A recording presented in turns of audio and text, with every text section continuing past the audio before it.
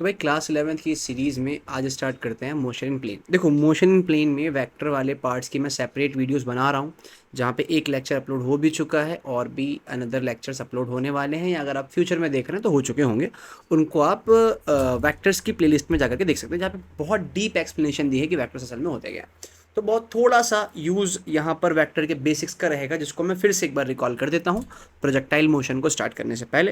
देखो ये जो मोशन इन प्लेन है ना, इसमें असल में आपके दो पार्ट्स हैं, एक प्रोजेक्टाइल मोशन का पार्ट और एक सर्कुलर मोशन का पार्ट। तो ये सर्कुलर मोशन और प्रोजेक्टाइल को मैं दो सेपरेट टॉपिक्स की तरह, दो सेपरेट चैप्टर्स की तरह ट्रीट करूँगा और उस तरह से अपन करेंगे।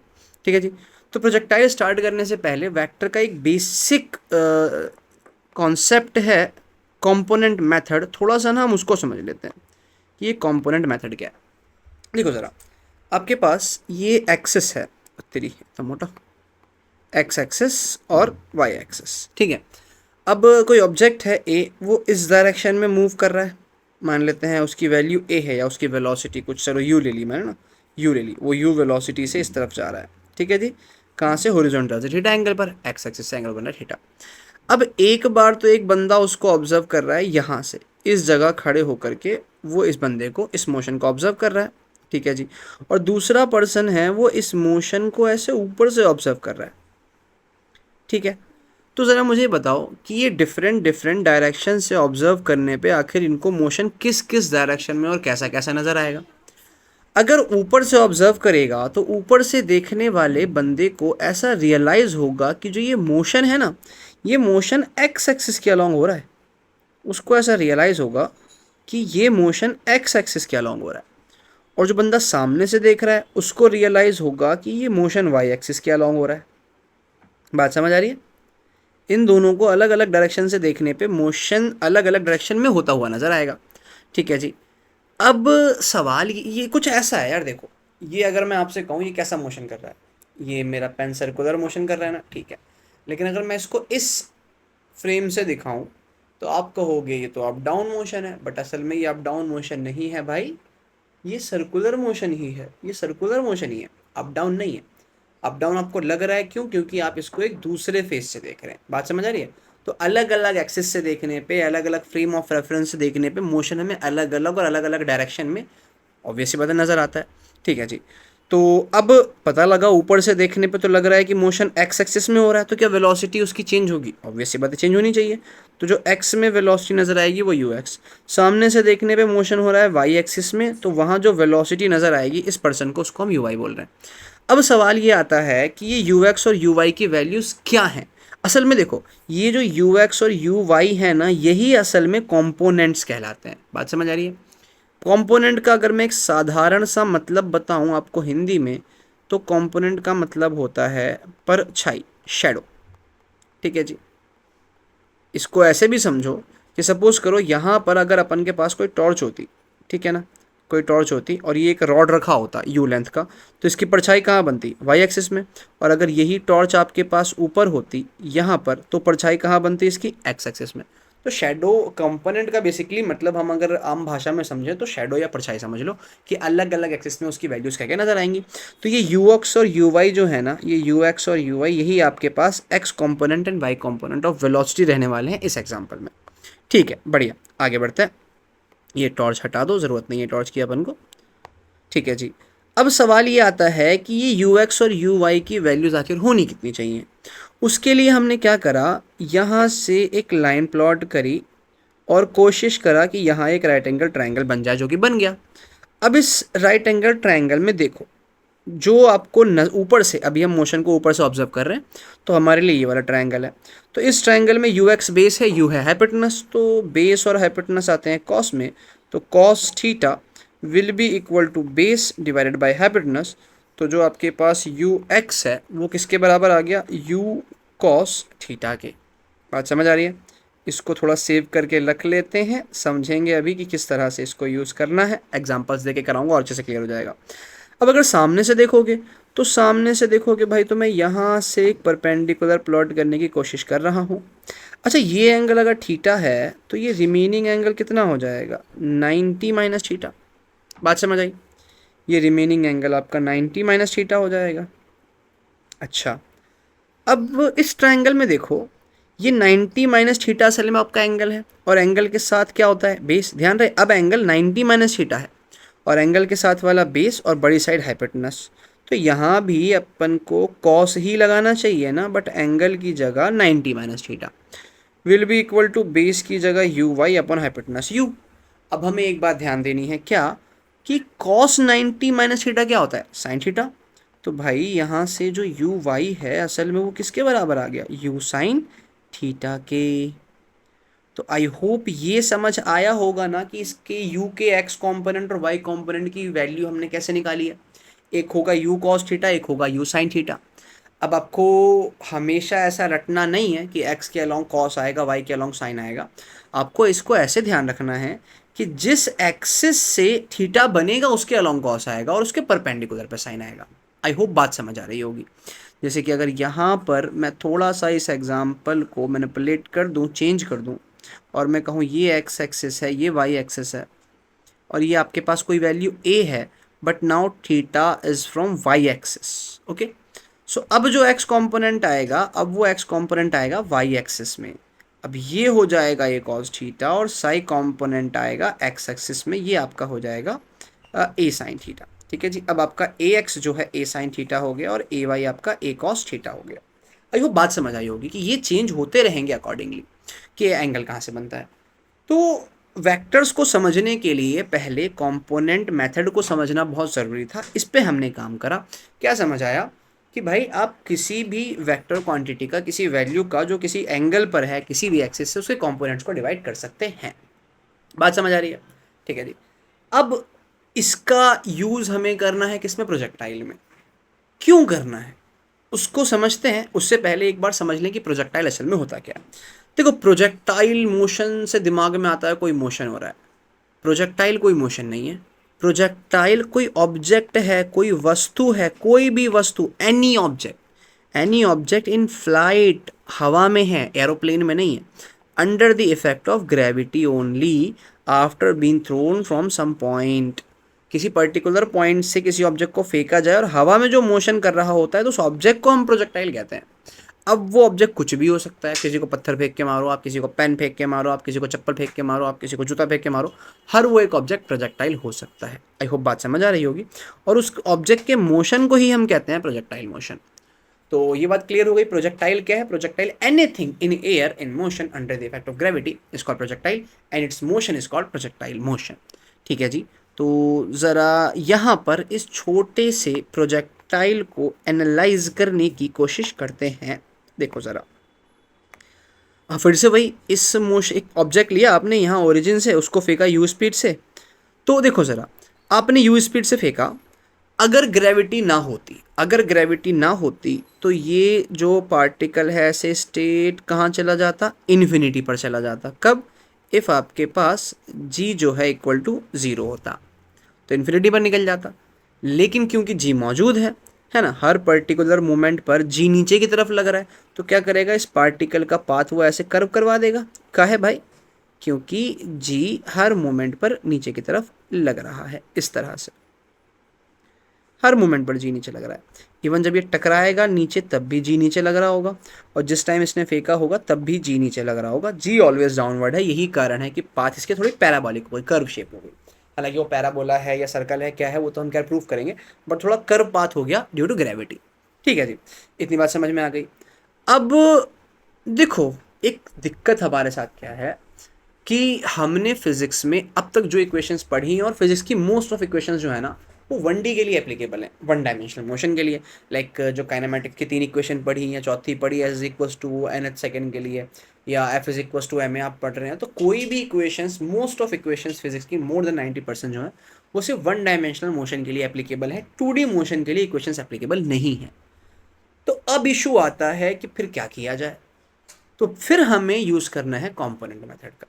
हम क्या करेंगे, ये जो प्रोजेक्टाइल मोशन है 2D मोशन है ना, अभी आपको दिख रहा है कि ये जो प्रोजेक्टाइल मोशन यहाँ पे आपका हुआ है ये 2D मोशन है, ये XY प्लेन में हो रहा है, 2D प्लेन में हो रहा है, इसमें कोई इक्वेशन एप्लीकेबल नहीं है। हमें क्या करना पड़ेगा, इस मोशन को दो पार्ट्स में डिवाइड करना पड़ेगा, दो पार्ट्स में रियलाइज करना पड़ेगा, दो स्ट्रेट लाइन में रियलाइज करना पड़ेगा, तब जाके हम इसको स्टडी कर पाएंगे, otherwise it is impossible for us to study the projectile motion. Okay, so यहाँ पर सपोज कर लेते हैं एक बार इस मोशन को आप देख रहे हैं सामने से सेम, और एक बार इस मोशन को आप यहाँ से ऊपर से देख रहे हैं, ठीक है ना, स्पेस नहीं था मैंने यहाँ बना दिया। अब अगर आप ऊपर सामने से देख रहे हैं तो भाई सामने से देखने पे अच्छे से देखो चश्मा साफ करके, है ना, एक सेकेंड, सामने से देखने पे हमें क्या लगेगा, हमें ऐसे लगेगा कि ये जो ऑब्जेक्ट है ये ऐसे ऊपर गया, ऊपर जा रहा है, स्पीड स्लो हो रही है, स्लो हो रही है, होते होते होते होते जीरो हो गई, फिर ये ऑब्जेक्ट नीचे आना शुरू हो गया। अगर सामने से देखोगे ये तो रियलाइज़ होगा। कैसे, देखो ज़रा, ये आपके सामने पेन है, यहाँ से मैंने ऐसे कर्व मोशन कराया, देखो कर्व मोशन हो गया, ये कर्व मोशन हुआ। लेकिन अगर मैं फ्रेम चेंज कर दूँ तो भाई ये यहाँ से ऐसे गया, यहाँ पर आ गया। आप कहोगे डिस्प्लेसमेंट ज़ीरो, जहाँ से शुरू किया था वहीं पहुँच गया, जहाँ से शुरू किया था वहीं पहुँच गया। ये फ्रंट से देखने पे लग रहा है, लेकिन असल में इसी मोशन को साइड से देखोगे तो आपको पता लगेगा कि यहाँ पर एक कर्व है, स्ट्रेट लाइन मोशन नहीं है। बट अब आपके लिए वो मोशन कैसा है, स्ट्रेट लाइन। बात समझ आ रही है ना, क्लियर हुआ? ठीक है जी। तो सामने से देखने पे मोशन कुछ इस तरह है कि बॉडी पहले नीचे से ऊपर जाएगी, फिर ऊपर से नीचे आएगी, और ऊपर से देखने पे ऐसा लगेगा कि जो ऑब्जेक्ट है ना वो स्ट्रेट ट्रैवल कर रहा है यहाँ से यहाँ तक। बात समझ आई? तो हमने क्या करा, दो अलग अलग जगह से देखने पर इस एक प्रोजेक्टाइल को दो अलग अलग एक्सेस में डिवाइड कर लिया। एक्स एक्सिस में हमारे लिए मोशन बिल्कुल एक स्ट्रेट लाइन के अलॉन्ग हो रहा है, और वाई एक्सिस में हमारे लिए मोशन स्ट्रेट लाइन के अलॉन्ग ही है, बट एक में बार वो ऊपर जा रहा है और एक बार वो नीचे आ रहा है। तो इस कंप्लीट मोशन को दो अलग अलग एक्सिस में इस तरह से हमने रिजॉल्व कर लिया। क्यों करा? कारण वही था कि हमारे पास प्रॉब्लम है। प्रॉब्लम ये है कि किसी भी 2D मोशन के लिए हमारे पास इक्वेशंस नहीं है, हम लिमिटेड है। बात समझ आ रही है? ठीक है जी। अब आगे बढ़ते हैं जहाँ पे इसको और अच्छे से एनालाइज करेंगे और अच्छे से स्टडी करेंगे। आगे देखो, अब इस कंप्लीट मोशन के ना, इस कंप्लीट मोशन के लिए हम कुछ कैलकुलेशंस करते हैं, ठीक है। जैसे अगर एक्स एक्सिस की हम बात करें तो भाई ऊपर से देखने पे आपके लिए मोशन एक्स एक्सिस में है, तो वेलोसिटी भी कौन सी नज़र आएगी, एक्स वाली। कितनी होनी चाहिए, यू कॉस थीटा। बताया ना मैंने, जहाँ थीटा बनता है उसके अलॉन्ग कॉस। और अगर सामने से देखोगे तो आपके लिए वेलोसिटी कहाँ होनी चाहिए, वाई एक्सिस में। कितनी होनी चाहिए, यू साइन थीटा। तो पहले हम इसको लिख लेते हैं कि एक्स एक्सिस के अलॉन्ग जो इनिशियल वेलोसिटी है that is you cos theta, और वाई एक्सिस के अलॉन्ग जो इनिशियल वेलोसिटी है that is you sine theta. बात समझ आ रही है?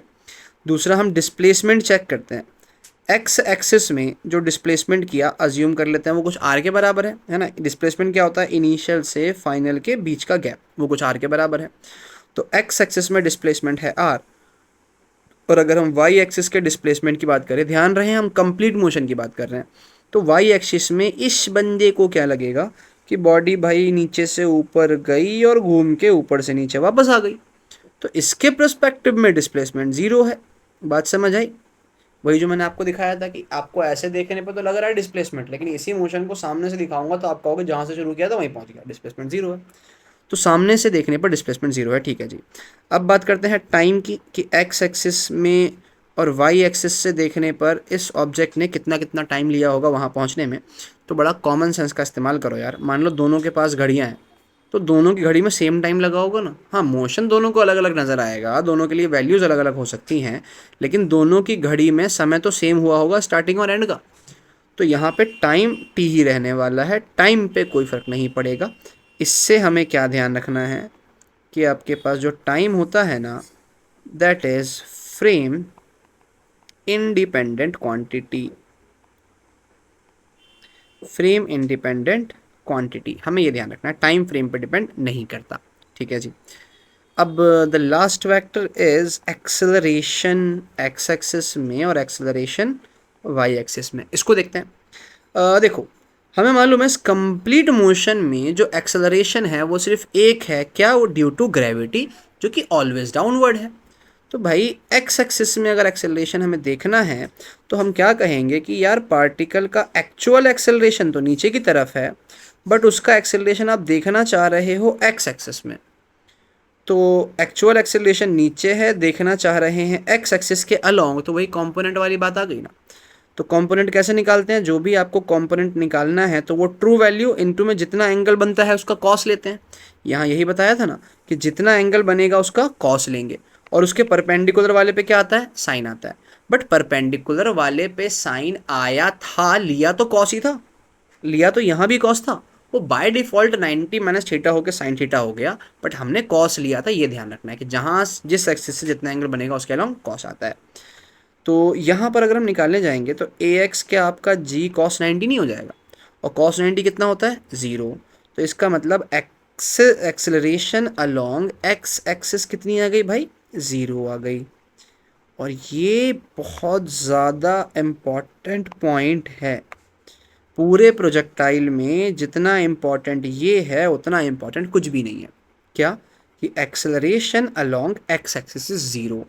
मतलब ये जो मोशन यहाँ हम एनालाइज कर रहे हैं कि जिसके हमने 2 रिजोल्यूशंस किए एक्स और वाई में, तो ऊपर वाले बंदे को देखने पे ऐसा लगेगा कि इसका एक्सेलरेशन एक्स एक्सिस के अलोंग 0 है, और एक्सेलरेशन 0 होने का मतलब वेलोसिटी कांस्टेंट है।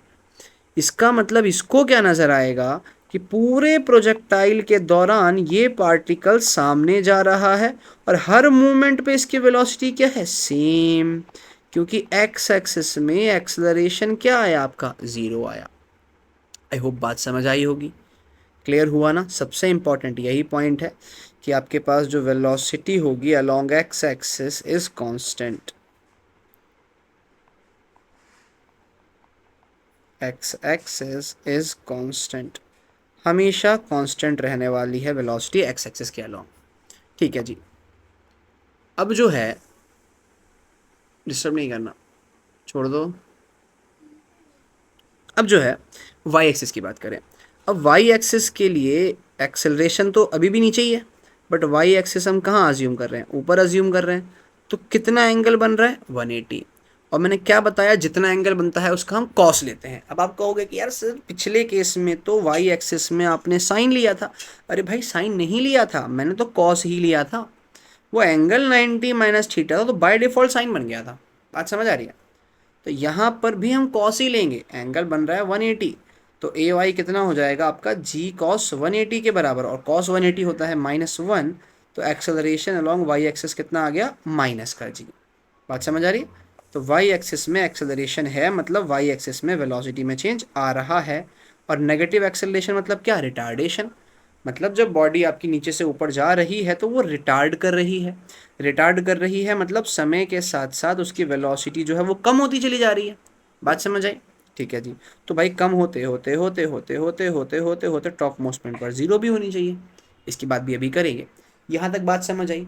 तो प्रोजेक्टाइल का इतना कॉन्सेप्ट क्लियर है। अगर इतना क्रिस्टल क्लियर हुआ तो ही आगे बढ़ने में मज़ा आएगा। कोई भी इशू रह गया हो तो एक बार वीडियो को रिवाइंड करके ज़रूर देखना, लेकिन कोशिश करना है कि वीडियोस को रिवाइंड करने की ज़रूरत ना पड़े, उससे हमारा आईक्यू लेवल कम हो जाता है। इतना अटेंटिव होकर देखना है कि वन शॉट में समझ आ जाए। वन शॉट मतलब वन शॉट लेक्चर्स नहीं, मैंने लॉन्ग में छोटे मोटे क्वेश्चन कराए ख़त्म कर दिया। वन शॉट का मतलब होता है कि एक बार देखने से समझ आ जाए। ठीक है जी। तो आगे बढ़ते हैं। इस मोशन को एक बार एनालाइज करते हैं जो हमने पीछे सारा डाटा निकाला। क्या देखा कि जब आप इसको फेंकोगे तो इसकी वेलोसिटी एक्स एक्सिस के अलोंग जो होगी that is you cos theta, और ये वेलोसिटी वाई एक्सिस के अलोंग जो होगी that is you sine theta. ठीक है जी।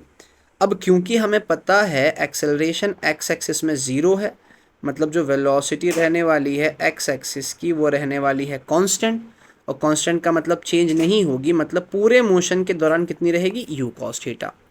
अगर हम बात करेंगे वाई एक्सिस के एक्सेलरेशन की तो -g है, मतलब वाई एक्सिस में वेलोसिटी में चेंज आ रहा है। ठीक है जी। तो वही करा हमने, इस मोशन को दो तरफ से ऑब्जर्व करा। क्यों करा, ताकि इस मोशन के हम दो टुकड़े कर सकें। क्यों कर सकें, क्योंकि ये मोशन 2D है, और 2D के लिए हमारे पास कोई इक्वेशंस नहीं है। इस 2D मोशन को 2 1D मोशन में कन्वर्ट करके ही इक्वेशंस अप्लाई कर सकते हैं। तो ऊपर से देखने पे क्या लगेगा कि ये पार्टिकल सामने जा रहा है, ये पार्टिकल सामने जा रहा है, ये पार्टिकल सामने जा रहा है, और हर मोमेंट पे इसकी वेलोसिटी कितनी है, हर मोमेंट पे इसकी वेलोसिटी कितनी है, यू कॉस थीटा। सामने से देखने पे क्या लगेगा, सामने से देखने पे क्या लगेगा कि ये पार्टिकल आपका ऊपर जा रहा है ना। इनिशियल वेलोसिटी कितनी थी इसकी, यू साइन थीटा। ठीक है जी। ऊपर जा रहा है, वेलोसिटी कम हो रही है, कम हो रही है, होते होते होते होते बहुत स्मॉल इंस्टेंट के लिए इस मूवमेंट पर वेलोसिटी क्या हो जाएगी, 0 हो जाएगी। लेकिन कौन सी वेलोसिटी, वाई डायरेक्शन वाली वेलोसिटी ना, क्योंकि सामने से ऑब्जर्व कर रहे हैं। तो सामने से ऑब्जर्व करने पे पता लगेगा कि इस मोमेंट पे वाई डायरेक्शन वाली वेलोसिटी ज़ीरो हो गई है, एक्स वाली ज़ीरो नहीं है। समझो ज़रा, ये मैं यहाँ प्लॉट करूँ कि इस मोमेंट पर पार्टिकल दो डायरेक्शन में जा रहा है। सामने से देखने पे लग रहा है कि ये रुक चुका है, सामने से देखने पर लग रहा है कि ये रुक चुका है, तो वाई एक्सिस वाली वेलोसिटी ज़ीरो है। बट ऊपर से देखने पे ये पार्टिकल अभी भी सामने जा रहा है। बात समझ आई? और वो सामने कितनी स्पीड से जा रहा है? आपका यू कॉस थीटा से। आई होप बात समझ आई होगी कि टॉप मोस्ट पॉइंट पर जब हम पहुंचेंगे ना, तो सिर्फ एक वेलोसिटी ज़ीरो होगी वाई एक्सिस वाली, सिर्फ एक वेलोसिटी ज़ीरो होगी वाई एक्सिस वाली। हॉरिजॉन्टल वेलोसिटी स्टिल कांस्टेंट रहेगी यू कॉस थीटा। इतना समझ आया? फिर से कह रहा हूँ, ये हम क्यों कर रहे हैं? ये हम इसलिए कर रहे हैं कि प्रोजेक्टाइल को हम दो पार्ट में डिवाइड कर रहे हैं। क्यों कर रहे हैं? क्योंकि प्रोजेक्टाइल मोशन 2D है और 2D के लिए हमारे पास इक्वेशंस नहीं है, तो मजबूरन उसको दो 1D में कन्वर्ट करके हमें सॉल्व करना पड़ रहा है। तो दोनों एक्सेस के लिए हमें वैल्यूज़ निकालने पड़ रहे हैं। बात समझ आ रही है? ठीक है जी, आगे बढ़ते हैं। ये एक बहुत ज़बरदस्त सा मैंने ये कुछ शाखाएँ सी बनाई हैं। बेसिकली पूरे प्रोजेक्टाइल के हर एक पॉइंट को, मोशन को एनालाइज करा है। यहाँ पर समझते हैं हर एक पॉइंट के बारे में कि सबसे पहले पार्टिकल को आपने यू वेलोसिटी से फेंका, उसके दो कंपोनेंट हो गए, you cos theta, you sine theta. ये आगे जा रहा है, इसको आप दो तरफ से ऑब्जर्व कर रहे हैं। अरे इसकी आंखें कहाँ गई यार? इसकी किसी ने आंखें निकाल ली, हम फिर बना लेते हैं। ठीक है जी, तो ये पार्टिकल आगे जा रहा है, जा रहा है, आगे जा रहा है। देखो ये जा ऐसे रहा है, लेकिन इसको दो लोग ऑब्जर्व कर रहे हैं, ठीक है ना? तो इन दोनों के हिसाब से, ऊपर वाले के हिसाब से इस मोमेंट पर ये सामने जा रहा है, और सामने वाले के हिसाब से इस मोमेंट पर ये ऊपर जा रहा है। इसका हमें ध्यान रखना है। ठीक है, मैं फिर रिपीट कर रहा हूँ, ऊपर वाले के हिसाब से इस मोमेंट पर ये सामने जा रहा है जब ये ऐसे कर्व हो रहा है, और सामने वाले के हिसाब से इस मोमेंट पर ये ऊपर जा रहा है। तो उन तीनों मोशंस को, इस कर्व वाले मोशन को भी, हॉरिजॉन्टल मोशन को भी और वर्टिकल मोशन को भी एक साथ ऑब्जर्व एनालाइज करते हुए चलना है इस डायग्राम में। तो जी आपने यू स्पीड से फेंका, इसके दो कंपोनेंट हो गए, you cos theta, you sine theta. मतलब हॉरिजॉन्टली ये जा रहा है यू कॉस थीटा से ऊपर वाले के हिसाब से, और सामने वाले के हिसाब से जा रहा है ऊपर यू साइन थीटा से। ठीक है, उसके बाद जब ये आगे जाके यहाँ तक पहुँचा, तो वेलोसिटी फिर से कुछ हो गई, मान लेते हैं v1 हो गई, और अब एंगल कुछ है, थीटा 1 है। ठीक है ना? तो इसके फिर से दो कंपोनेंट आएंगे, एक हॉरिजॉन्टल कंपोनेंट, एक वर्टिकल कंपोनेंट। लेकिन हमें मालूम है हॉरिजॉन्टल एक्सेलरेशन 0 है, तो हॉरिजॉन्टल कंपोनेंट तो स्टिल यू कॉस थीटा ही रहेगा। वहाँ पर हमें v1 साइन थीटा 1 लेने की ज़रूरत नहीं है। हालांकि अगर हम ले भी लें तो हम यही कहेंगे कि ये यू कॉस थीटा ही असल में किसके बराबर है? यू कॉस थीटा ही असल में किसके बराबर है? v1 कॉस थीटा 1 के। तो ये वैल्यूज आपस में बराबर होंगी। हम यहाँ पर ये कहेंगे कि u cos थीटा बराबर v1 cos थीटा 1 होगा। और वर्टिकल वेलोसिटी कितनी हो जाएगी? v1 sin theta 1। ठीक है ना जी? वर्टिकल वेलोसिटी कितनी हो जाएगी? v1 sin थीटा 1 के बराबर। आई होप समझ आया। अब ये प्रोजेक्टाइल हमारा और आगे गया, जब यहाँ पहुँचा तो इस मोमेंट पर पहुँच के अज्यूम कर लेते हैं वेलोसिटी कुछ v2 हो गई, एंगल थीटा 2 पर। ठीक है जी, हम फिर जानते हैं कि हॉरिजॉन्टल वेलोसिटी तो कांस्टेंट रहती है u cos थीटा ही, और अगर इसका कंपोनेंट हम ले भी तो वो v2 cos थीटा 2 हो जाएगा। और हम जानते हैं कि हॉरिजॉन्टल वेलोसिटी कांस्टेंट रहती है, तो ये दोनों बराबर होने चाहिए आपस में। लेकिन वर्टिकल वेलोसिटी कितनी हो जाएगी जी आपके पास? v2 sin theta 2, v2 sin theta 2। जब ये जाएगा टॉप मोस्ट पॉइंट पर पहुंच जाएगा, तो टॉप मोस्ट पॉइंट पर स्टिल वेलोसिटी में कोई चेंज नहीं होगा, हॉरिजॉन्टल वेलोसिटी में वो u cos थीटा ही रहेगी। लेकिन टॉप मोस्ट पॉइंट पर पहुंचने के बाद सामने वाले को ऐसा लगेगा कि ये स्मॉल इंस्टेंट के लिए रुक गई है, तो वर्टिकल वेलोसिटी यहाँ पर 0 हो जाएगी। बात समझ आ रही है? क्लियर हुआ ना? ठीक है जी। ऐसे भी ये नीचे आएगा तो इस पॉइंट को क्रॉस करेगा, है ना? इस डायग्राम में देखें तो इस पॉइंट को क्रॉस करेगा नीचे की तरफ। तो अभी वेलोसिटी अगर v2 sin थीटा 2 ऊपर था, तो अब v2 sin थीटा 2 नीचे की तरफ होगा, तो माइनस लेंगे। इस पॉइंट पर v1 sin थीटा 1 ऊपर था, तो इस पॉइंट पर v1 sin थीटा 1 नीचे है, तो माइनस में लेंगे। ठीक है ना? ये अब कंपोनेंट नेगेटिव होते चले जाएंगे y वाले, लेकिन हॉरिजॉन्टल वाला स्टिल कांस्टेंट रहेगा, वहाँ कोई चेंज नहीं है बिकॉज ऑफ 0 एक्सेलरेशन। ठीक है जी। तो पूरा मोशन कैसा होगा? ऊपर वाले को लगेगा ये complete motion u cos theta से हुआ है हॉरिजॉन्टली। इसको लगेगा कि ऊपर जाते जाते वेलोसिटी कम हो रही थी, टॉप मोस्ट पे 0 हुई, नीचे आते बढ़ रही है, और जिस पॉइंट को उसने वापसी आते में क्रॉस करा ऊपर से नीचे, उस पॉइंट पर वेलोसिटी उतनी ही रहेगी बट नेगेटिव में रहेगी। आई होप आपको ये डायग्राम पूरा क्लियर हो गया होगा। थोड़ा सा और समझ लेते हैं टॉप मोस्ट पॉइंट के बारे में, कि टॉप मोस्ट पॉइंट पर क्योंकि वाई एक्सिस की वेलोसिटी 0 है, तो यहाँ पे हम कुछ चीज़ें निकालते हैं।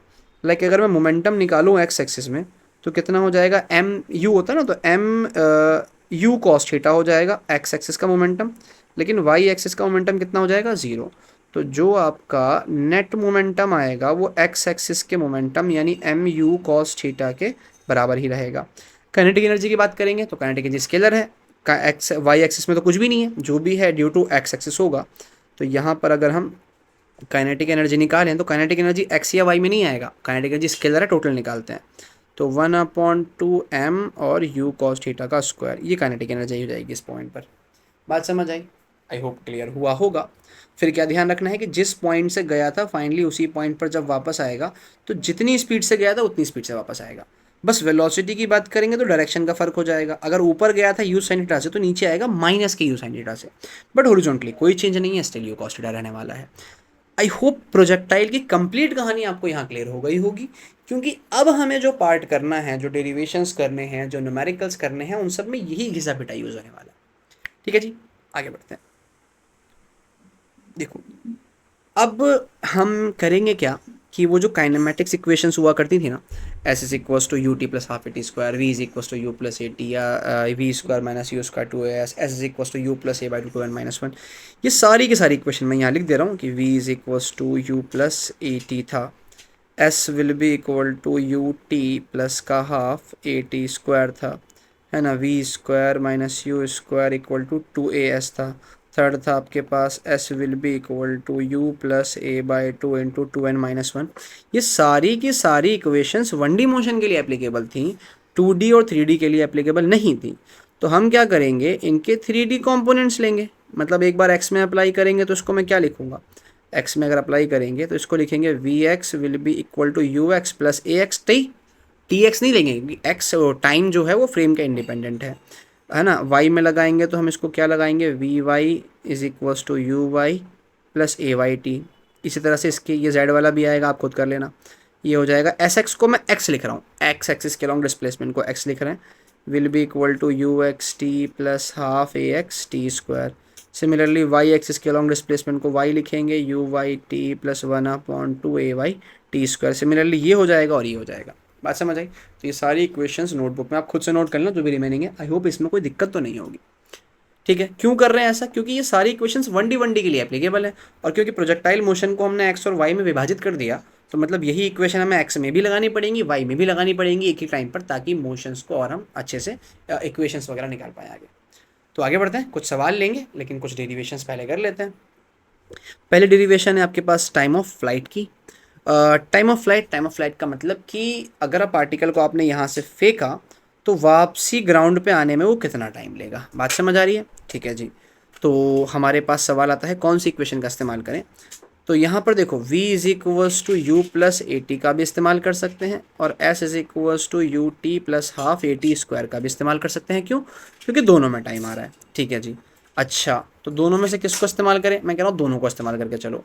लेकिन अभी आप कहोगे कि भैया आपने बताया कि यार इसको भी हमें दो अलग अलग एक्सिस में अप्लाई करना होगा ना, इसको भी हमें एक बार एक्स में करना होगा, एक बार वाई में करना होगा, इसे भी एक्स में करना होगा, इसे भी वाई में करना होगा। तो अब यहाँ पर डेरिवेशन करने के लिए अगर इसका यूज़ करते हैं तो कौन सी एक्सिस के अलॉन्ग, एक्स के अलॉन्ग या वाई के अलॉन्ग, या फिर अगर हम इस इक्वेशन का यूज़ करते हैं तो कौन सी एक्सिस के अलॉन्ग, एक्स के अलॉन्ग या वाई के अलॉन्ग। तो मैं कह रहा हूँ करके देख लेते हैं, सब में करके देख लेते हैं, ताकि हमें पता लग जाए कि हमें क्या नहीं करना है। ठीक है ना? वो एडिसन की कहानी याद करो, एडिसन ने जब बल्ब बनाया था उसके बाद बहुत सी कंपनीज़ ने बल्ब बनाया था, लेकिन एडिसन ने कहा था कि मुझे वो तरीके पता है कि जिनसे वो नहीं बनेगा, ताकि ये लोग एक्सपेरिमेंट करेंगे तो फेल होंगे। अब मैं एक्सपेरिमेंट ही नहीं करूँगा, मुझे पता है कहाँ पे सक्सेस नहीं मिलने वाली है। तो एक बार हम सब अप्लाई करके देख लेते हैं, थोड़ा सा ब्रेनस्टॉर्मिंग होगी हमारी। अगर हम इस इक्वेशन को अप्लाई करें एक्स एक्सिस के अलॉन्ग तो भाई V X will be equal to U X plus A X T. अब ए एक्स तो ज़ीरो होता है, तो ज़ीरो से टाइम की मल्टीप्लाई और टाइम ही ख़त्म, मतलब ये वाली इक्वेशन एक्स एक्सिस तो आंसर नहीं देगी। इसको अगर वाई में अप्लाई करेंगे तो V Y will be equal to U Y plus A Y T. ठीक है जी, यहाँ से देख लेते हैं। तो वी वाई कितना होगा, मतलब final velocity along y axis. तो initial velocity along y axis कितनी है आपकी, यू साइन थीटा, और जब फाइनली ये नीचे आ रहा होगा तो वेलोसिटी इस तरफ होगी और वाई एक्सिस वाली वेलोसिटी नीचे होगी, वो कितनी हो जाएगी, माइनस का यू साइन थीटा, क्योंकि नीचे की तरफ है ना, नेगेटिव में होना चाहिए। तो वी वाई कितना लेंगे, माइनस का U sine theta, U Y कितना लेंगे, U sine theta, A Y minus G into T, ये इधर आएगा तो माइनस का 2u sine theta will be equal to minus का जी टी। अरे जी आ गया आंसर। तो टाइम पीरियड आपके पास कितना आ गया, टाइम पीरियड का फॉर्मूला आपके पास कितना आ गया, t will be equal to 2u sine theta by g. ये हमारी एक डेरिवेशन निकल के आ गई। आई होप ये क्लियर हुआ। क्या यहाँ से भी हो सकता था, बिल्कुल जी यहाँ से भी होगा, ट्राई करते हैं ना, ट्राई करते हैं। अगर मैं लगाऊं एक्स एक्सिस के अलॉन्ग ये वाली इक्वेशन, तो एक्स एक्सिस को हम एक्स से लिख रहे हैं, और बेसिकली मैंने कहा था कि ये जो एक्स है ना उसको हम रेंज आर कह रहे हैं, तो एक्स एक्सिस के अलॉन्ग डिस्प्लेसमेंट को आर से रिप्रेजेंट कर दो चाहो तो। अब will be equal to U X T, लिख लेता हूँ पहले मैं इसको पहले लिख लेते हैं कि अगर x के अलॉन्ग लगाएंगे तो x will be equal to U X T plus half A X T square. तो x की जगह हम ले रहे हैं r, यू एक्स की जगह यू कॉस थीटा, टाइम की जगह t, और ए एक्स ज़ीरो है तो सारा ज़ीरो हो जाएगा। तो t की वैल्यू कितनी आ गई भाई यहाँ से, r upon you cos theta. अब हमें r ही नहीं पता कितना है, तो t कैसे निकलेगा, इसका मतलब ये इक्वेशन में अप्लाई नहीं करनी चाहिए। इसका मतलब इसको x, देखो इसको x में अप्लाई करके फ़ायदा नहीं है, इसको भी x में अप्लाई करके फ़ायदा नहीं है, इसको y में अप्लाई करके देखते हैं करके। अगर y में अप्लाई करेंगे तो S Y will be equal to U Y T plus half A Y T square. S Y time of flight का मतलब है कि यहाँ से घूम के जो यहाँ गिरेगा इसमें कितना टाइम लिया। तो भाई अगर सामने से देखोगे तो सामने से देखने पे तो आपके लिए मोशन नीचे से ऊपर हुआ, ऊपर से नीचे हुआ, मतलब कंप्लीट मोशन में वाई एक्सिस के along displacement zero, u Y कितना, यू साइन थीटा, टी की जगह टी, ए वाई की जगह माइनस का g by two into t square, ये इधर आ जाएगा, तो ये आपके पास g t square by two will be equal to u sine theta into t, इस टी से ये स्क्वायर कट गया, तो यहाँ से जो t की वैल्यू आ गई that is 2u sine theta by g. तो मतलब ये डेरिवेशन हम यहाँ से भी कर सकते हैं। तो क्या समझ आया कि फर्स्ट इक्वेशन लगाओ चाहे सेकंड लगाओ, y एक्सिस में लगाओगे तब जाके आंसर आएगा। अब जो अच्छा लगे रख लो, ठीक है जी, आपके हाथ में, जो आसान लगेगा जो कन्वीनियंट लगेगा that is up to you. ठीक है, आई होप ये क्लियर हुआ होगा। और मैं कुछ बताने वाला था क्या यार, मेरे दिमाग से निकल गया, कुछ तो बताने वाला था मैं। मैं क्या बताने वाला था, कुछ था जो मैं बताने वाला था, कुछ तो था, पता नहीं, आएगा तो देख लेंगे। अभी आगे बढ़ते हैं, ठीक है। तो टाइम ऑफ फ्लाइट निकल के आ गया 2u sin थीटा बाई जी। आगे बढ़ते हैं, अगला हमारे पास डेरिवेशन है हॉरिजॉन्टल रेंज के लिए। हॉरिजॉन्टल रेंज क्या मतलब, हॉरिजॉन्टली कितना डिस्टेंस ट्रेवल करेगा, बेसिकली ये जो r है ना ये हमें निकालना है यार। अच्छा हाँ, ये बताना था कि मैं इन दो इक्वेशन का यूज़ क्यों कर रहा हूँ, थर्ड इक्वेशन के ऊपर क्यों नहीं गए थे हम। तो भाई थर्ड इक्वेशन के ऊपर इसलिए नहीं गए कि थर्ड इक्वेशन में टाइम है ही नहीं, थर्ड इक्वेशन के पास टाइम नहीं है इतना कि वो हमें टाइम दे और हम टाइम निकाल सकें, ठीक है, इसीलिए इसको अप्लाई नहीं किया, यहाँ टाइम नहीं था। रेंज में आते हैं, अब रेंज में डिस्प्लेसमेंट की बात हो रही है, डिस्प्लेसमेंट आता है सेकेंड और थर्ड इक्वेशन में, तो कौन सी इक्वेशन अप्लाई करें। उससे पहले ज़रा एक दिमाग लगाओ कि जोन सी भी इक्वेशन अप्लाई करें, इतना तो पता है कि फर्स्ट तो नहीं करने वाले, फर्स्ट में डिस्प्लेसमेंट तो नहीं आता, डिस्प्लेसमेंट आता है या सेकंड में या थर्ड में। तो मतलब हम या तो यूज़ करेंगे S will be equal to U T plus half A T square का, या फिर हम यूज़ करेंगे V square minus you square two A S का, ठीक है जी। अब कौन सी एक्सेस में, एक्स में, वाई में, एक्स में, वाई में, है ना, एक्स में इस्तेमाल करें या वाई में करें, या इसको भी एक्स में करें या वाई में करें, लेकिन थोड़ी सी बुद्धि का इस्तेमाल करें तो हमारा काम आधा हो जाएगा। यार हॉरिजॉन्टल रेंज निकालना है, वो तो एक्स एक्सिस के अलॉन्ग होगा ना, वाई के अलॉन्ग तो होगा ही नहीं, तो यहाँ और यहाँ अप्लाई करने का मतलब ही नहीं बनता। बात समझ आ रही है, मतलब इसको भी हमें अप्लाई करना है तो एक्स में, इसको भी अप्लाई करना है तो एक्स में, तो इसको अप्लाई करते हैं एक्स में, तो S X will be equal to U X T plus half A X T square. S X कितना हो जाएगा, आर के बराबर, यू एक्स कितना होता है, यू कॉस थीटा, और ये टी हो जाएगा प्लस ए एक्स कितना होता है, ज़ीरो होता है, और टी हमने अभी निकाला 2u sin theta by g.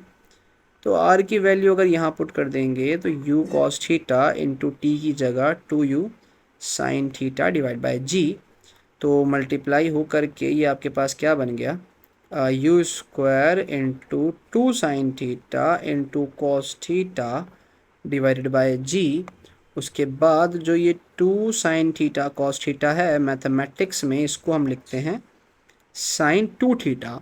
तो जो रेंज का फॉर्मूला निकल के आया that is u square sine 2 theta by g. ये हमारा रेंज का फॉर्मूला आ गया सेकेंड इक्वेशन को एक्स एक्सिस में अप्लाई करने से। बात समझ आई? Very good. अब बचा हमारे पास कि इस थर्ड इक्वेशन को एक्स एक्सिस में अप्लाई करके भी निकाल सकते हैं, यहाँ से तो निकल के आ रहा है, करते हैं। तो V X square minus U X square will be equal to 2a into X लिख दिया एक्स एक्सिस के डिस्प्लेसमेंट को। तो वी एक्स कितना है हमें मालूम है, एक्स एक्सिस में तो वेलोसिटी कांस्टेंट रहती है, और वो भी छोड़ो यार, ए एक्स, ये ए एक्स होगा ना, ए एक्स ही जीरो है। जब ए एक्स ही जीरो है तो क्या पता लगा कि V X square will be equal to U X square हो गया, कुछ प्रूफ ही नहीं होगा यहाँ से। मतलब प्रूफ तो हो गया कि इनिशियल फाइनल वेलोसिटी बराबर है, लेकिन रेंज निकल के नहीं आने वाला। इसका मतलब रेंज निकालने का मात्र एकमात्र ही तरीका है कि इस इक्वेशन को लगा देंगे एक्स एक्सिस में, इसका और कोई दूसरा तरीका नहीं है। टाइम ऑफ फ्लाइट के यहाँ है। ठीक है जी, चलो ये रेंज भी आ गया। अब यहाँ पे एक सवाल ये आता है कि ये रेंज मैक्सिमम कब होगा, मतलब मैं कितने एंगल पे फेंकूं कि ये जो प्रोजेक्टाइल है मैक्सिमम डिस्टेंस जाके कवर करे। तो उसके लिए ज़रा इस इक्वेशन में देखो अच्छे से, इसको मैं पीछे शिफ्ट कर दूं। इस इक्वेशन में देखो कि आर यू स्क्वायर पे डिपेंड कर रहा है थीटा पे और जी पे। अब जी तो कांस्टेंट है और आपको यू भी फिक्स रखना है। तो आर के मैक्सिमम होने के लिए क्या मैक्सिमम होना पड़ेगा, जो साइन 2 थीटा है उसको मैक्सिमम होना पड़ेगा। और साइन 2 थीटा मतलब साइन के एंगल की मैक्सिमम वैल्यू होती है 1। कितने एंगल पे होती है, 90 डिग्री पे, मतलब 2 थीटा आपका 90 हो जाएगा। इसका मतलब थीटा कितना हो जाएगा, 45 डिग्री। तो थीटा क्या है, थीटा आपका एंगल ऑफ प्रोजेक्शन है, एंगल ऑफ प्रोजेक्शन। तो यदि एंगल ऑफ प्रोजेक्शन 45 है तो रेंज मैक्सिमम होगा। और वो मैक्सिमम रेंज होगा कितना, उसके लिए साइन थीटा को अगर 1 पुट कर देंगे तो जो मैक्सिमम रेंज निकल के आएगा that is only u square by g. ये छोटी सी चीज़ आपको और ध्यान रखनी है मैक्सिमम रेंज के लिए जी। ठीक है जी, आई होप ये मैक्सिमम हॉरिजॉन्टल रेंज आपको क्लियर हो गया होगा। Now let's move to the next topic, maximum height. अब जो आपने ऑब्जेक्ट थ्रो किया, प्रोजेक्टाइल थ्रो किया, वो अपने कंप्लीट मोशन में एक मैक्सिमम हाइट भी तो उसने कवर की होगी, वो भी हमें निकालनी है। कैसे निकालेंगे, फिर से सोचेंगे कि हाइट, हाइट असल में क्या डिस्प्लेसमेंट है, और डिस्प्लेसमेंट कौन कौन सी इक्वेशन में आता है। एक आता है वो S will be equal to U T plus का हाफ ए टी स्क्वायर में, और एक आता है V square minus you square 2as में। फिर से वही दो चीज़ें कि x में करेंगे y में करेंगे, या भी इसको भी x में कर सकते हैं y में कर सकते हैं। अब हम देखें भैया, हॉरिजॉन्टल वर्टिकल हाइट या मैक्सिमम हाइट तो y एक्सिस के अलॉन्ग ट्रेवल हो रही है, तो x में लगाने का तुक ही नहीं बनता, इक्वेशंस y में लगनी चाहिए। बात समझ आई? क्योंकि x एक्सिस में तो हॉरिजॉन्टली ट्रेवल कर रहा है, x में तो हाइट ही जीरो आ जाएगी। तो मतलब इस इक्वेशन को हम लगाएंगे y में, S Y will be equal to U Y T plus half A Y T square. दूसरा इस इक्वेशन को लगाएंगे y एक्सिस में, तो V Y square minus U Y square will be equal to 2ay S Y. और S Y को मैं h से लिख रहा हूँ, हाइट के बराबर है, और यहाँ भी एस वाई को हम h से लिखेंगे। ठीक है जी। तो एक बात बताओ, यहाँ टाइम पुट करना है। अगर हम टाइम वही लेंगे 2u sine theta by g, तो इस टाइम में तो वो कंप्लीट मोशन कर चुका है, बट वो मैक्सिमम हाइट तक ही पहुंचा है ना, इतना डिस्प्लेसमेंट कवर किया है उसने। तो इसका मतलब जो ये टाइम है आपका, उस टाइम का हाफ होना चाहिए। मतलब जो हम पढ़ते हैं 2u साइन थीटा बाई जी, ये उसका हाफ होना चाहिए। मतलब ये टाइम कितना होना चाहिए, ये टाइम होना चाहिए u साइन थीटा बाई जी के बराबर। तो इसको अगर पुट कर देंगे भाई, तो h will be equal to, यहाँ t भी आएगा, यू वाई की जगह u sine theta into t की जगह पे u sine theta by g, a y की जगह माइनस का g, तो माइनस का g by 2 into u sine theta by g का होल स्क्वायर। ठीक है ना? तो यहाँ से अगर हम देखेंगे तो ये क्या बन जाएगा, U square sine square theta by G minus का g into U square sine square theta upon 2 into G square, square से जी गया। अब यहाँ से अगर हम U square sine square theta by G common निकाल लेंगे तो 1 माइनस 1/2 1/2 होता है। तो यानी जो मैक्सिमम हाइट निकल के आई that is u square sine square theta by 2g। ये हमारे पास प्रोजेक्टाइल की मैक्सिमम हाइट निकल के आ गई, यानी अपने कंप्लीट मोशन के दौरान जो मैक्सिमम हाइट ट्रेवल करेगा वो इतनी होगी। आई होप बात समझ आई होगी।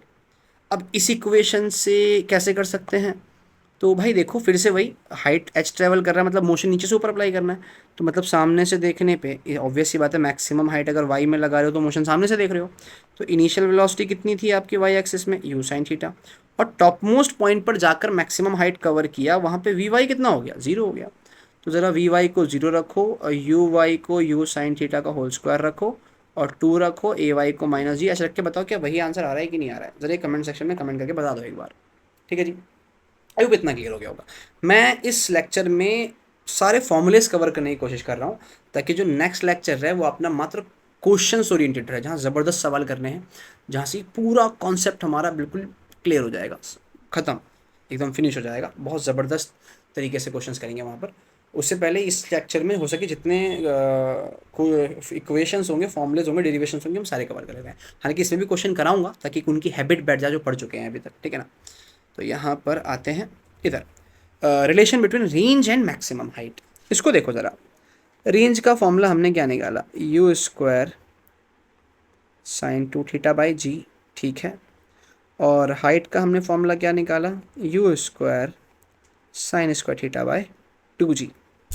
मेरा मन कर रहा है ना दोनों को डिवाइड कर दो, दोनों को डिवाइड कर दें, तो दोनों को डिवाइड कर देंगे अगर, तो r upon H will be equal to r वाली वैल्यू पहले U square sine 2 theta upon G divided by h की values U square sine square theta divide by 2g। तो क्या पता लगा, ये g से ये g गया, यू स्क्वायर से यू स्क्वायर गया। अच्छा तो बचा क्या, एक तो ये नीचे का 2 पलट के ऊपर चला गया, तो ये ऊपर हो गया 2 साइन 2 थीटा अपॉन में साइन स्क्वायर थीटा। इसको अगर हम चाहें थोड़ा सा ओपन करें तो 2 इंटू साइन 2 थीटा की जगह पे 2 साइन थीटा कॉस थीटा आ गया, और डिवाइडेड बाय क्या चल रहा है, sign square theta, sign square theta. तो इस स्क्वायर से एक साइन ख़त्म, बिल्कुल फिनिश। यहाँ क्या बचा ऊपर, 4 cos theta divided by sine theta, ठीक है ना। अब कॉस अपॉन साइन कॉट करने के बजाय, कॉस अपॉन साइन कॉट करने के बजाय इसको हम 10 में ही याद रखेंगे, क्योंकि r upon H will be equal to 4 cos theta upon sine theta, हम यहाँ तक पहुँच गए। इसको थोड़ा सा मैं ऐसे लिख रहा हूँ कि r into sine theta divide by cos theta will be equal to 4h, यानी कि r tan theta will be equal to 4h। ये रिलेशन हमारे पास निकल के आ गया रेंज में और मैक्सिमम हाइट में। CBSE वालों 2 मार्क्स में आपके पेपर में ये पूछता है, बहुत इंपॉर्टेंट है, ध्यान रख के जाना है इसका, ठीक है जी, क्लियर हुआ। अच्छा अब यहीं से ज़रा टेन थीटा को देखो, टेन थीटा को हम क्या कर सकते हैं, 4h बाई आर, यानी थीटा को अगर हम चाहें तो ऐसे भी लिख सकते हैं कि tan inverse 4h upon R. तो एंगल ऑफ प्रोजेक्शन को लिखने का हाइट और रेंज की टर्म्स में ये भी फॉर्मूला है। मैं फिर से कह रहा हूँ, सारे फॉर्मूलेस कवर कर ले रहा हूँ जितने भी हम न्यूमेरिकल्स में यूज़ करेंगे, और आपको पता है न्यूमेरिकल हम लो लेवल के करते करते कहाँ तक पहुँच जाते हैं। कई बार जेईई मेंस के सवाल तक हमने करें क्लास में, और मोस्ट ऑफ लेक्चर में करते ही हैं, क्योंकि कॉन्सेप्ट ऐसा समझना है कि किसी भी कॉम्पिटिटिव एग्जाम के सवालों को ईजिली कर सको आप। बात समझ आ रही है, ठीक है। आई होप ये रिलेशन क्लियर हो गया होगा। आगे बढ़ते हैं, आगे है angle of elevation. Angle of elevation, what is this, elevation, elevation का मतलब क्या होता है, उठा हुआ। मैं ऐसा करता हूँ ना, इसको कॉपी कर लेता हूँ यहाँ से, इसको मैं यहाँ से कॉपी कर लेता हूँ,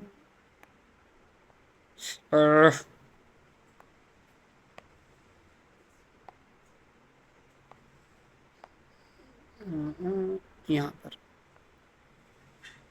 ठीक। तो एंगल ऑफ एलिवेशन, देखो एलिवेशन का मतलब क्या होता है, एलिवेशन का मतलब उठा हुआ है ना, ऊपर की तरफ। तो एंगल ऑफ एलिवेशन का मतलब क्या है कि ये पार्टिकल को आपने फेंका, ठीक है, मान लेते हैं कुछ थीटा एंगल पर, ठीक है जी। अब इस पॉइंट पर ओरिजिन पे खड़े होके आप ना मैक्सिमम हाइट को घूर रहे हो, तो आपकी आंखें से ऊपर की तरफ देखेंगी, बात समझ आ रही है। ये क्या होगा, इस तरह से आपकी आंखें आसमान में उठेंगी ऊपर। तो ये जो एंगल आपकी आंखों ने बनाया हॉरिजॉन्टल से, इसी को हम बोलते हैं एंगल ऑफ एलिवेशन। बात समझ आई। तो टॉप मोस्ट पॉइंट को देखने में जो एंगल बना आपकी आंखों का हॉरिजॉन्टल एक्सिस से, that is called angle of elevation. कैसे निकाला जाएंगे, बड़ा सिंपल है। फिजिक्स में जब भी एंगल निकालने की बात है मतलब वहाँ पे 99.9% केस में टेन थीटा ही अपन लगाते हैं। तो भाई ये हाइट है हमारे पास एच मैक्सिमम हाइट, और ये ट्रायंगल का जो बेस है क्या वो रेंज का हाफ नहीं है? बिल्कुल है। तो लगाओ ना। तो आपको जो एंगल ऑफ एलिवेशन चाहिए वो किसके बराबर है? H upon R by two perpendicular upon base, यानी कि 2h/r के बराबर। ये हो बात समझ आई? ठीक है जी। तो ये आपके पास टेन अल्फ़ा का फॉर्मूला आ गया। Tan alpha will be equal to 2h/r। तो एक तो ये रिलेशन है, ठीक है, अच्छी बात है। एक और रिलेशन है एंगल ऑफ प्रोजेक्शन के साथ। कैसे? देखो ज़रा, यहाँ पे हमने क्या निकाला? थीटा विल बी यहाँ पे कि 4h/r equal to tan theta. तो यहाँ से हम ये कह सकते हैं कि h/r equal to tan theta by 4 के बराबर होगा, ठीक है ना? तो ज़रा यहाँ इसको पुट करके देखें तो tan alpha will be equal to 2 × tan θ/4, यानी कि हमारे पास जो टेन अल्फ़ा आ गया दैट इज़ tan θ/2 रहने वाला है। आई होप बात समझ आई होगी। ये हमारे पास एंगल ऑफ एलिवेशन का एक फॉर्मूला निकल के आ गया एंगल ऑफ प्रोजेक्शन की टर्म्स में। यहाँ तक की थ्योरी अपनों ने काफ़ी कवर कर ली है, प्रोजेक्टाइल की टुच्ची मुच्ची से रह गई है, बेसिकली कुछ फॉर्मूलेज रह गए हैं एक दो, वो हम कवर करेंगे समय के साथ। इन यहाँ तक के कॉन्सेप्ट पे पहले कुछ सवाल कर लेते हैं, ठीक है जी? आओ। ये कह रहा है a footballer kicks a football with 25 metre per second from ground. Okay, एक फुटबॉलर है, उसने 25 metre per second, this is your U, है ना? यू दिया है 25 metre per second from ground with 30 degree, यानी एंगल जो एंगल ऑफ प्रोजेक्शन है थीटा दिया है कितना? 30 डिग्री। अब से कह रहा है क्या क्या निकालना है? Time of flight. चलो जी स्टार्ट करते हैं। तो पहला अगर हम निकालेंगे T will be equal to 2u sine theta by G. Values अगर पुट करें तो 2 इंटू यू की जगह 25 इंटू एंगल की जगह साइन 30 अपॉन में जी। इसको फर्दर सॉल्व करोगे तो 25 दूनी 50 बाय 10 इंटू साइन थीटा 1/2, तो फाइनली कितना आ गया? 2.5 सेकेंड। सेकेंड पे आते हैं, हॉरिजॉन्टल रेंज। तो R will be equal to U square sine 2 theta divide by G. Values put करेंगे तो अपनों के पास 25 का स्क्वायर इंटू में साइन 2 थीटा, मतलब थीटा ट्वाइस है, तो अगर 30 था तो 60 हो जाएगा, डिवाइड बाय जी की वैल्यू 10। आगे सॉल्व करेंगे तो 25 का स्क्वायर 625 इंटू में साइन 30√3/2 डिवाइड बाय 10। तो इसको सॉल्व कर लेंगे, हमारा जो भी आंसर आएगा। थर्ड है मैक्सिमम हाइट। तो मैक्सिमम हाइट क्या था आपके पास? U square sine square theta by 2g। तो ये आपका हो जाएगा 25 का स्क्वायर इंटू ये हो जाएगा साइन 30 का स्क्वायर बाय 2 इंटू 10। तो 25 का स्क्वायर कितना हो गया? 625। साइन 30 का 1/2 का स्क्वायर करोगे तो 1/4 इंटू में 20। ठीक है ना? मैं भी सॉल्व नहीं कर रहा, सॉल्व करके कर लोगे इसको, हमारा मेन काम था कॉन्सेप्ट पे कैसे फोकस करना है। अगला कह रहा है time taken to reach maximum height. अरे भाई, कंप्लीट मोशन में अगर 2.5 सेकेंड लगा तो हाफ हाइट तक पहुंचने में जो टाइम लगेगा मैक्सिमम हाइट पर वो t/2 लगेगा। ख़त्म कहानी। कितना हो जाएगा? 1.25 सेकेंड हो जाएगा।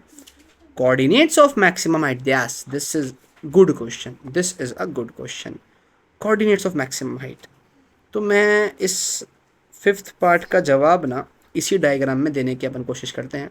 कोऑर्डिनेट्स बोल रहा है, कोऑर्डिनेट्स अर्थात x, y, मतलब इस पॉइंट के कोऑर्डिनेट।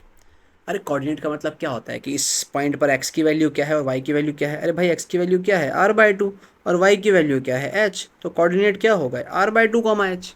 ख़त्म कहानी। तो कोऑर्डिनेट्स की जो बात कर रहा है मैक्सिमम हाइट के, जो कोऑर्डिनेट्स आपके पास आएंगे फिफ्थ पार्ट में, वो कोऑर्डिनेट्स कितने हैं आपके पास? r/2, h। r सॉल्व कर लो, यहाँ से 2 से डिवाइड करेंगे और h जो यहाँ से आएगा पुट कर दो, कोऑर्डिनेट्स आ जाएगा। अगला बोल रहा है angle of elevation eight top most point. मतलब टॉप मोस्ट पॉइंट को देखेगा तो एंगल ऑफ एलिवेशन क्या हो जाएगा? तो एंगल ऑफ एलिवेशन का हमने फॉर्मूला क्या निकाला? Tan alpha will be equal to tan theta by 2।